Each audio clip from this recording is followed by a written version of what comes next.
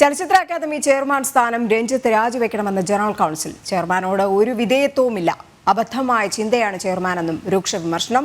പല രീതിയിൽ പ്രശ്നങ്ങൾ രമ്യമായി പരിഹരിക്കാൻ ശ്രമിച്ചെന്നും ചലച്ചിത്ര അക്കാദമി ജനറൽ കൗൺസിൽ വ്യക്തമാക്കി. ടിൻഡുദാസ് ചേർന്നുണ്ട്. ടിൻഡു, രഞ്ജിത്തിനെതിരെ പടയൊരുക്കം തുടങ്ങിയിട്ടുണ്ട്, പക്ഷേ തക്കതായ മറുപടിയും രഞ്ജിത്ത് നൽകുന്നതായിട്ടാണ് അറിയാൻ കഴിയുന്നത്. എന്തൊക്കെയാണ് ഏറ്റവും പുതിയ വിശദാംശങ്ങൾ? രജനി, ഇന്ന് ഉച്ചയ്ക്ക് രഞ്ജിത്ത് നടത്തിയ വാർത്താ സമ്മേളനത്തിൽ അറിയിച്ചത് ഇത്തരത്തിൽ തനിക്കെതിരായിട്ട് യോഗം ചേർന്നിട്ടില്ല എന്നും രാജിവെക്കേണ്ട ആവശ്യമില്ല എന്നുമാണ് അറിയിച്ചത്. പക്ഷേ ഇതിനൊക്കെ വിഭിന്നമായിട്ടാണ് ജനറൽ കൗൺസിൽ അംഗങ്ങൾ അല്പം മുമ്പ് മാധ്യമങ്ങളെ കണ്ടത്. ഇത്തരത്തിൽ ഇന്നലെ ഈ രഞ്ജിത്തിനെതിരായിട്ടൊരു സമാന്തര യോഗം ചേർന്നിട്ടുണ്ട്. ആ യോഗത്തിൽ മിനിറ്റ്സ് ഒപ്പുവെച്ചിട്ടുണ്ട്.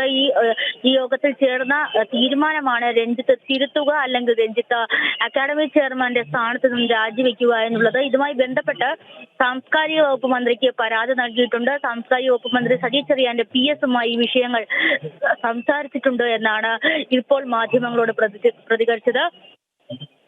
അക്കാദമി ചെയർമാൻ രഞ്ജിത്തുമായിട്ട് യാതൊരുവിധ വിധേയത്വത്തിനും പോകാൻ താല്പര്യമില്ല. രഞ്ജിത്ത് മുണ്ട് മുറുക്കിയെടുത്ത് ആറാം തമ്പുരാൻ കളിക്കുന്നത് കൊണ്ടല്ല IFFK പൂർണ്ണമായി വിജയിക്കുന്നത് എന്നൊരു പരാമർശവും ജനറൽ കൗൺസിൽ അംഗങ്ങളുടെ ഭാഗത്തു നിന്നും ഉണ്ടായിട്ടുണ്ട്. ഈ അക്കാദമി, അതായത് 13-ാം തീയതി IFFK ആരംഭിക്കുന്നത്, 8-ാം തീയതി IFFK ആരംഭിക്കുന്നത് മുന്നേ തന്നെ ഇത്തരത്തിൽ രഞ്ജിത്തുമായിട്ടുള്ള അഭിപ്രായ ഭിന്നതകൾ ഉണ്ടായിട്ടുണ്ട്. പല യോഗങ്ങളിലും ജനറൽ കൗൺസിൽ അംഗങ്ങളും അതുപോലെ തന്നെ രഞ്ജിത്തുമായിട്ട്, അക്കാദമി ചെയർമാനുമായിട്ട് പ്രശ്നങ്ങൾ ഉണ്ടായിട്ടുണ്ട്. അപ്പോഴൊന്നും ഈ വിഷയങ്ങൾ രമ്യതയോടെ പോയിട്ടില്ല. പല ഘട്ടങ്ങളിലായി സാംസ്കാരിക വകുപ്പ് മന്ത്രിക്ക് പരാതി നൽകിയിട്ടുണ്ട്. രഞ്ജിത്ത് ഏകപക്ഷീയമായിട്ടാണ് കാര്യങ്ങൾ തീരുമാനിക്കുന്നത്. രഞ്ജിത്ത് പലപ്പോഴും ഈ അക്കാദമിയിലെ അംഗങ്ങളെ, അതോടൊപ്പം തന്നെ സിനിമാ നടന്മാരെ മോശമായി ചിത്രീകരിക്കുകയും മോശം പരാമർശങ്ങൾ നടത്തുകയും ചെയ്തിട്ടുണ്ട്. ഇതിനൊക്കെ രഞ്ജിത്ത് തിരുത്തുകയാണെങ്കിൽ ഒരുപക്ഷെ ഈ സ്ഥാനവുമായി മുന്നോട്ട് പോകും. അല്ലാത്ത പക്ഷം 9 പേരടങ്ങുന്ന ജനറൽ കൗൺസിൽ അംഗങ്ങളാണ് രഞ്ജിത്തിനെതിരെ സംസാരിച്ചിട്ടുള്ളത്, രഞ്ജിത്തിനെതിരെ പരാതി നൽകിയിട്ടുണ്ട് ഉള്ളത്. ഒരു ഘട്ടങ്ങളിൽ പോലും രഞ്ജിത്ത് ഈ അംഗങ്ങളെ വിളിച്ചു ചേർത്തുകൊണ്ട് ഒരു യോഗം ചേരാനോ ഈ പ്രശ്നങ്ങൾ രമ്യമായി ചർച്ച ചെയ്ത് തീർക്കാനോ മുതിർന്നിട്ടില്ല. അപ്പോൾ ഈ IFFK ശേഷം ഒരു ജനറൽ ബോഡി യോഗം ചേർന്ന് രഞ്ജിത്തിന്റെ ഭാഗത്തു നിന്നുണ്ടായ പ്രശ്നങ്ങൾ ബോധ്യപ്പെടുത്തണമെന്ന് തീരുമാനം നേരത്തെ തന്നെ ഉണ്ട്. പക്ഷെ അതിനിടയിലാണ് രഞ്ജിത്ത് ഇത്തരത്തിൽ ഉച്ചയ്ക്ക് മാധ്യമങ്ങളെ വിളിച്ചൊരു പ്രതികരണം നടത്തിയത്. ആ ഒരു സാഹചര്യത്തിൽ കൂടിയാണ് ജനറൽ കൗൺസിൽ ടിൻഡു, ഈ ജനറൽ കൗൺസിൽ ഇത്തരത്തിൽ യോഗം വിളിക്കണം എന്നൊക്കെ പലതവണ ആവശ്യപ്പെട്ടിട്ട് പോലും രഞ്ജിത്ത് വഴങ്ങിയിട്ടില്ല. ഇന്നലെ രാത്രിയിൽ രഞ്ജിത്തിന്റെ ഒരു പ്രതികരണം ഉണ്ടായിരുന്നു, താൻ ഈ സ്ഥാനത്ത് നിന്ന് രാജിവെക്കണമെങ്കിൽ അത് തന്നോട് മുഖ്യമന്ത്രി ആവശ്യപ്പെടണമെന്ന്.